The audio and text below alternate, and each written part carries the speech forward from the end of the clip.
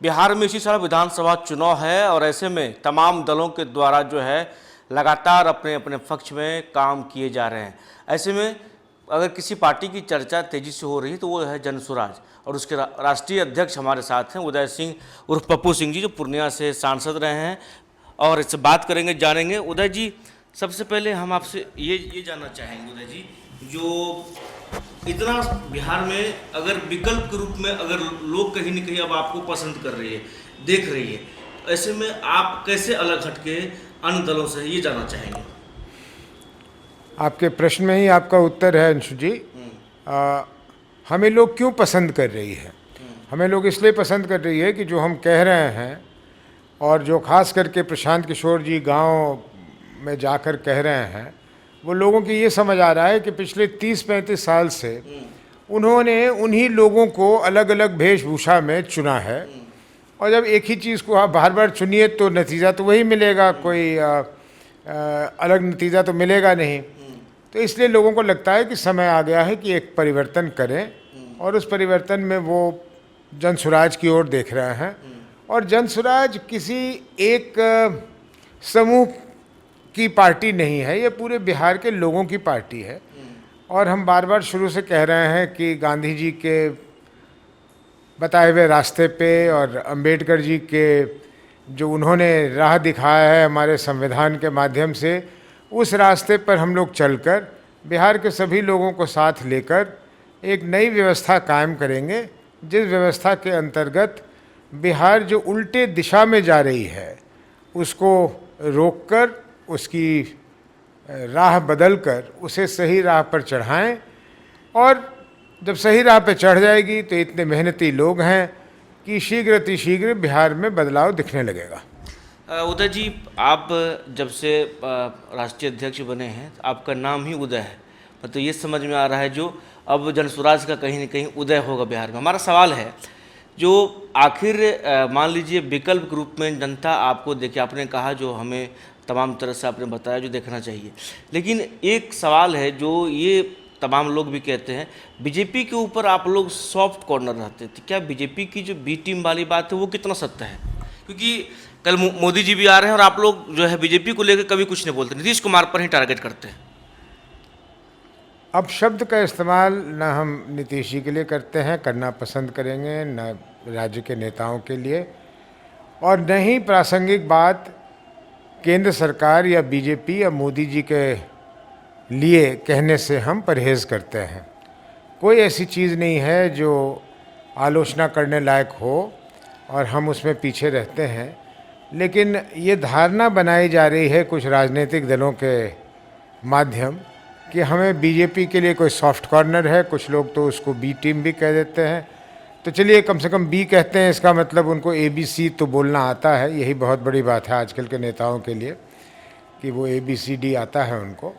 तो ये बिल्कुल निराधार बात है और जनता इस चीज़ को जानती है, समझती है। ये जनता में इसकी कोई रेजोनेंस नहीं मिलेगी आपको कि जनसुराज किसी के लिए या किसी के पक्ष में या किसी के विरोध में काम कर रही है। बल्कि राष्ट्रीय अध्यक्ष बनने के बाद तो मैं शुरू से कह रहा हूँ कि हम यहाँ किसी से लड़ने नहीं आए। बीजेपी तो छोड़िए, हम ना JDU से लड़ने आए हैं, ना RJD से लड़ने आए, ना किसी भी दल से लड़ने आए। हम अपनी बात अपनी जनता को कहने आए। हम अपनी संवाद जनता के साथ स्थापित कर रहे हैं। जनता को भरोसा होगा हम पर, जनता अपना आशीर्वाद देगी और जनसुराज के साथ मिलकर जनता अपने लिए एक अच्छी सरकार बनाएगी। अगर जनता को हमारी बात समझ में नहीं आएगी तो कोई दिक्कत नहीं है।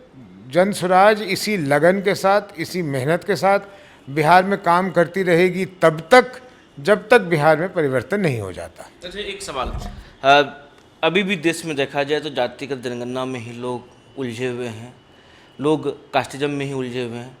आप क्या देखते हैं, क्या ये सब चीज़ों का अब समय है, या फिर अब लोगों को रोजगार का समय है, या लोगों को डेवलपमेंट जोड़ने का समय है, या ये भी चीज़ें चलनी चाहिए? देखिए, दोनों में कोई बहुत ज़्यादा कॉन्ट्रडिक्शन नहीं है। अगर जातीय जनगणना लोग चाहते हैं तो उसको हो जाने में कोई दिक्कत नहीं है। जातीय जनगणना से दो चीज़ें नहीं होनी चाहिए। एक तो समाज के किसी तबके को, चाहे वो अग्री जाति के लोग हों या कोई भी लोग हों, उनको ये नहीं लगना चाहिए कि उनको छोड़ा जा रहा है। उनको भी सम्मिलित किया जा रहा है। विकास में या हिस्सेदारी में उनका भी ध्यान रखा जाएगा, पहली बात।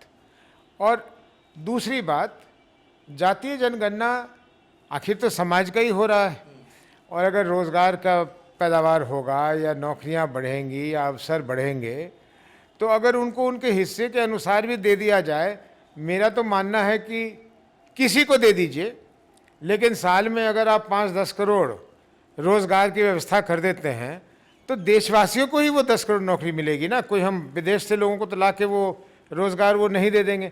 किसको दे देते हैं?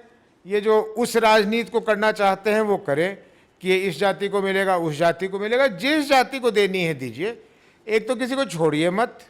और मेरा इशारा अग्री जातियों की तरफ है कि उनको हमेशा ऐसा लगता है कि ये जितनी चीज़ें होती हैं ये इनके खिलाफ होता है, और ये जानबूझ के राजनीतिक दल ऐसा इंप्रेशन देना भी चाहते हैं अपने वोट बैंक के लिए।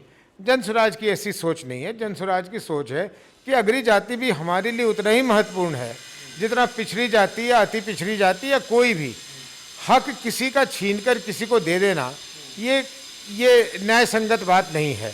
न्यायपूर्ण ढंग से सबको उनकी हिस्सेदारी मिलनी चाहिए, और योग्यता को भूल नहीं जाना चाहिए कि सिर्फ जाति के चक्कर में या वर्ग के चक्कर में आकर पता लगा कि आपने एक ऐसा डॉक्टर बना दिया जो योग्य नहीं है, तो वो पता नहीं कितने हजारों मरीजों को ठीक नहीं कर पाएगा और नुकसान पहुंचाएगा।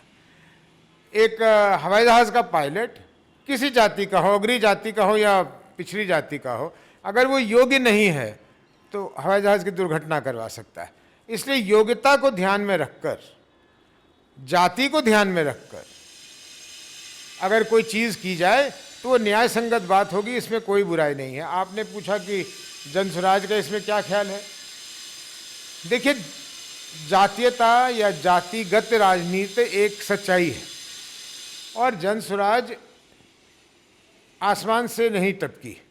इसी समाज से ही जन स्वराज के भी विचारधारा को आगे बढ़ाया जा रहा है। तो हमारा मानना है कि हर जाति में अच्छे लोग हैं।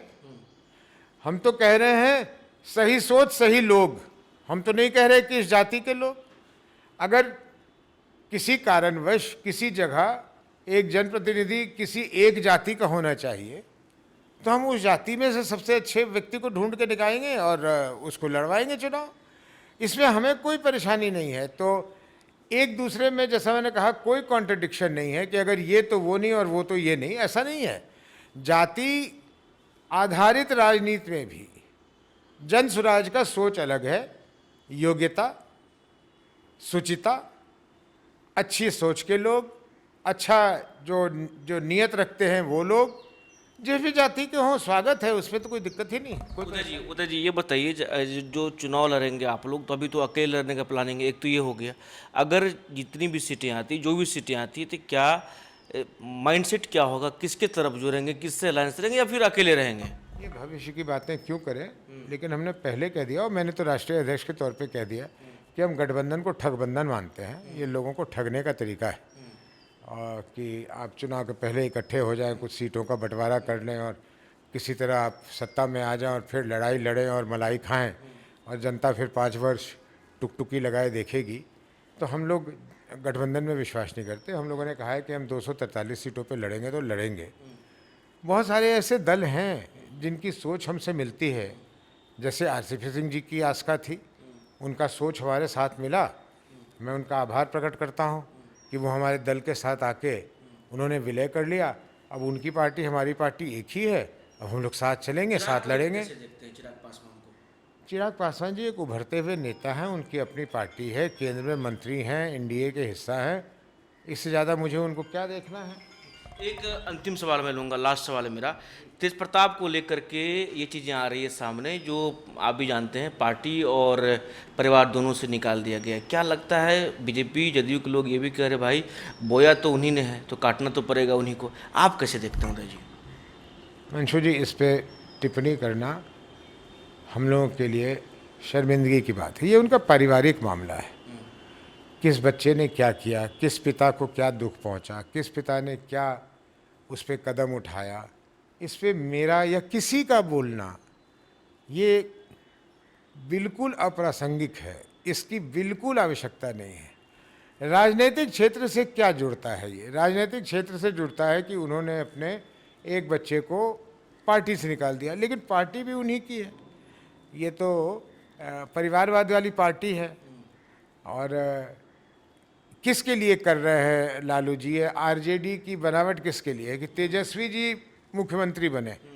वो ये तो नहीं कह रहे कि कोई अगर यादव की ही राजनीति करनी है तो ऐसा तो है नहीं कि इतने बड़े बिहार में एक ही योग्य यादव हैं, तो वो कह दे कि तेजस्वी जी भी उस रेस में हैं, लेकिन अमुक अमुक व्यक्ति भी इस रेस में हैं मुख्यमंत्री बनने के लिए, यादव ही क्यों न है। तो चलिए हम मान लेंगे कि वो एक जाति की राजनीति करते हैं।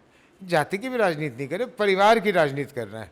अब उस परिवार में कोई क्लेश है या नहीं है, कोई परेशानी है या नहीं है, इस पर मैं टिप्पणी करना उचित नहीं समझता। चलिए, तो हमारे साथ जन स्वराज के राष्ट्रीय अध्यक्ष उदय सिंह थे, बात कर रहे थे, क्या कुछ कहा वो भी आपने सुना। सहयोगी हीरा के साथ अंशुल न्यूज 22 को पटना।